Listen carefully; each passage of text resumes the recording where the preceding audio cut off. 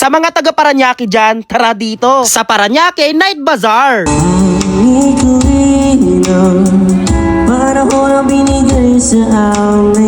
Kung mahilig kang mag food trip sa gabi, dito ka na pumunta. Iba't ibang mga pagkain ang matitikman nyo dito. Located pala to sa Villa Mendoza Subdivision, halos katabi lang din sila ng BDO. At kung hindi nyo alam kung saan banda to, i-search mo na lang sa Google Map ang landmark na BDO Villa Mendoza or yung mismong Paranaque Food Night Market. Mayroon nga palang live band dito, kaya talagang buhay na buhay ang lugar na to. Bukod kasi sa mga nagsasarapang mga pagkain dito, magagandang music din ang maririnig nyo. Open nga pala sila ng Monday to Sunday ng 6 PM to 12 midnight. Under new management sila ng Señoritas Events Organizing Services. Para sa iba pang detalye, bisitahin ang kanilang FB page. Mahilig ka ba sa street foods tulad ng kwek-kwek, fishball o kikiam? Sabay may sausawan na madaming sibuyas? Hanapin nyo lang ang Mish Bowls. At kung gusto mo ng rice meal tulad ng mga silog, tapos may solid na sisig, hanapin mo lang ang Mishilog. Syempre, kailangan ng panulak. At kung buko ang hanap mo, Kelly's Buko Station ang puntahan mo. May buko shake, fresh buko juice at fresh fruit blend. 100%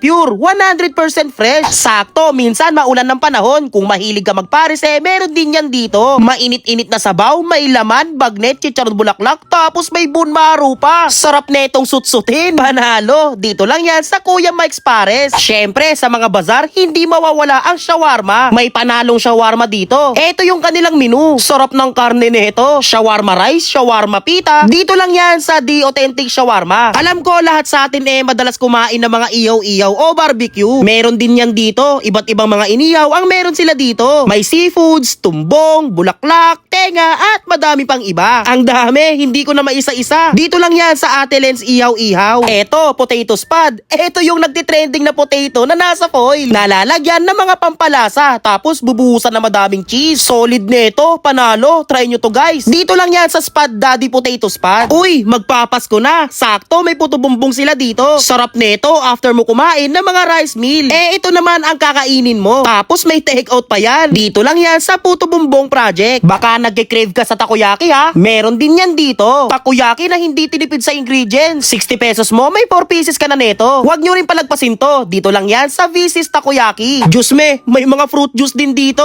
Affordable lang, siguradong mapapawi ang uhaw mo. May dragon fruit pa na sikat sa Quiapo. Matitikman nyo na dito. Dito lang yan sa Juice Me. Teka, seafood lover ka ba? Sakto, may grilled seashells din dito. May cheesy mussels, cheesy oyster, at scallops. Uy, may big siomay pa. Panalo. Dito lang yan sa Ate Bekay's Grilled Seashells and Big Siomay. Kaway-kaway sa mga mahilig magpizza dyan. Eto, hindi tinipid. Ikay mapapaulit sa kanilang ham and cheese, Hawaiian, at beef mushroom. Pangbarkadahan na food trip. Dito lang yan sa Ariela's Pizza. Teka, magkape ka muna. O ito, Haya Kape. Ang dami, hirap pumili. At affordable lang din ha. May Thai series, matcha series. Uy, buy 2 for 130 pesos. May tacos at burritos din sila. Marami pang iba. Dito lang yan sa El Haya at Haya Kape. Naghahanap ka na naman ng kanin, no? O ito, mga sizzling meals. Siguradong solve kayo dito. Ito yung mga presyo. Tapos may beef bulalo pa sila. Unli sabaw, good for 2 to 3 packs. Dito lang yan sa Señoritas Sizzling. Ang lupit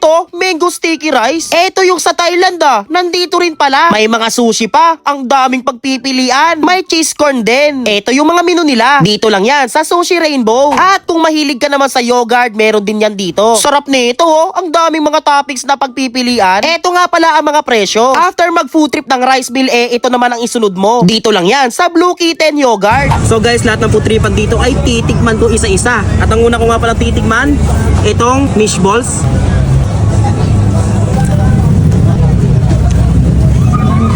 Dynamite idol. Dito yan.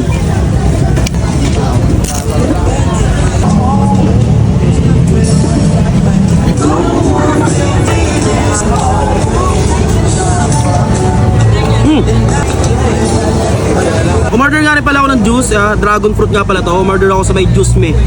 Ayun, juice me. Sakto lang yung tamis, sarap. Umorder nga rin pala ako ng chicken burrito sa may El Haya.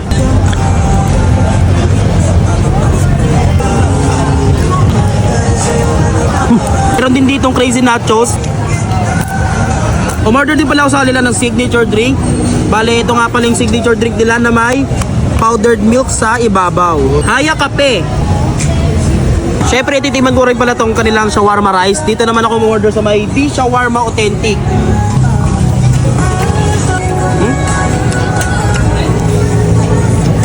Meron sila ditong shawarma pita. Meron din silang takoyaki guys. Dito ko in-order sa may BC Takoyaki.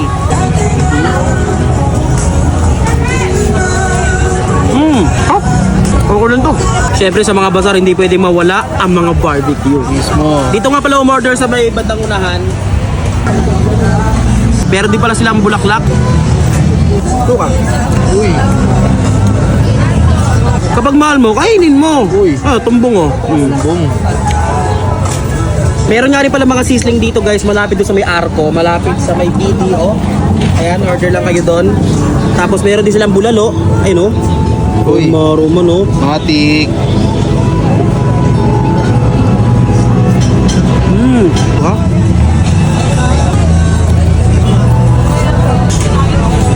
Yung Jabras may lasa man. Ganda dito ang sisig. Meron nga rin palang buko dito guys. Umorder ako sa may Kelly's Buko Station na ang kanilang buko shake.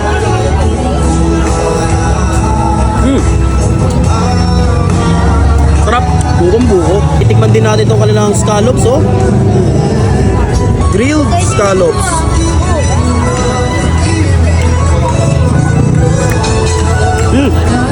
Tahong.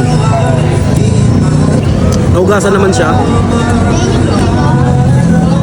Mahilig ka magpares, meron ditong parisan man. Uy. Kuya Mike's Pares. Uy. Tapos umorder ako dito ng kanilang overload. Overload ah. You know, merong bone marrow oh. Uy, again. Uy, tikman niya natin sa sabaw.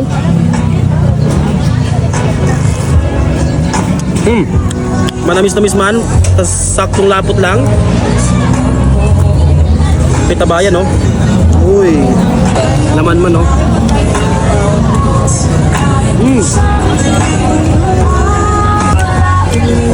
Tabak. Nalalapit na nga pala yung Pasko, no? Mismo. Siyempre hindi pwede mawala yung puto bumbong. Puto bumbong. Meron nga pala sila ditong sereto ni Bong, Sekreto ni Bong. bumbong leche, Leche.